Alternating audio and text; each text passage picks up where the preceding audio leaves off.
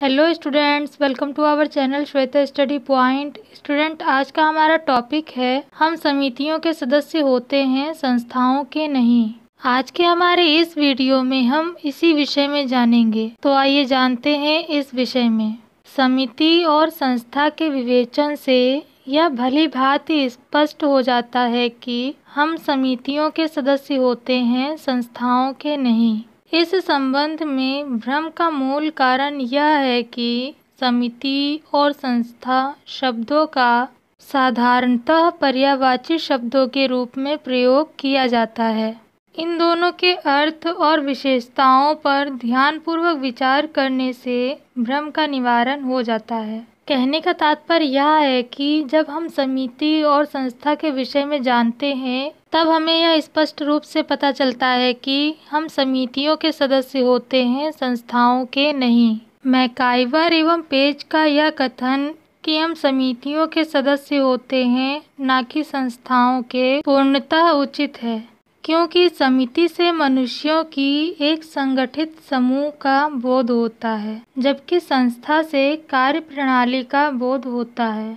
जैसे परिवार, महाविद्यालय, धार्मिक संगठन, राजनीतिक दल आदि व्यक्तियों के समूह के रूप में ये समितियां हैं, जबकि नियमों, विधि विधानों और कार्यप्रणालियों के ढांचे के रूप में ये संस्थाएं हैं। कहने का तात्पर्य यह है कि परिवार, महाविद्यालय, धार्मिक संगठन, राजनीतिक दल आदि को जब हम व्यक्तियों के समूह के रूप में देखते हैं, तब वे समितियां कहलाती हैं।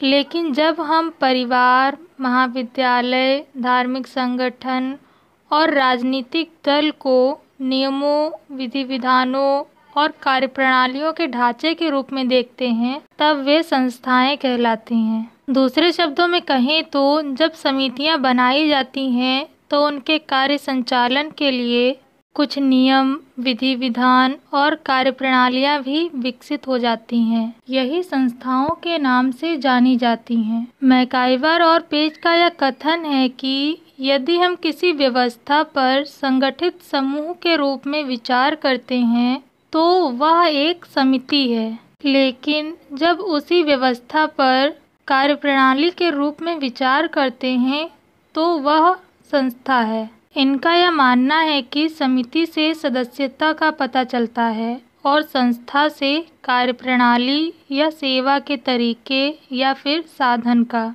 जैसे महाविद्यालय, यह एक समिति और संस्था दोनों है।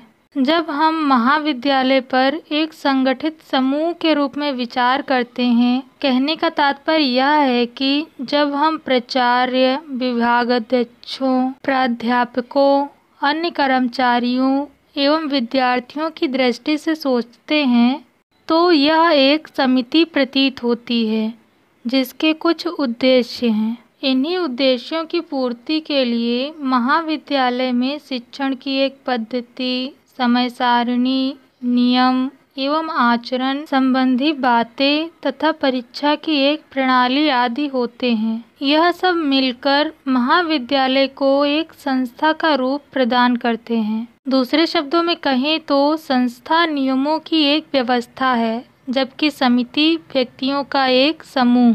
अतः पूर्ण रूप से हम यह कह सकते हैं कि हम समितियों के सदस्य होते हैं, संस्थाओं के नहीं।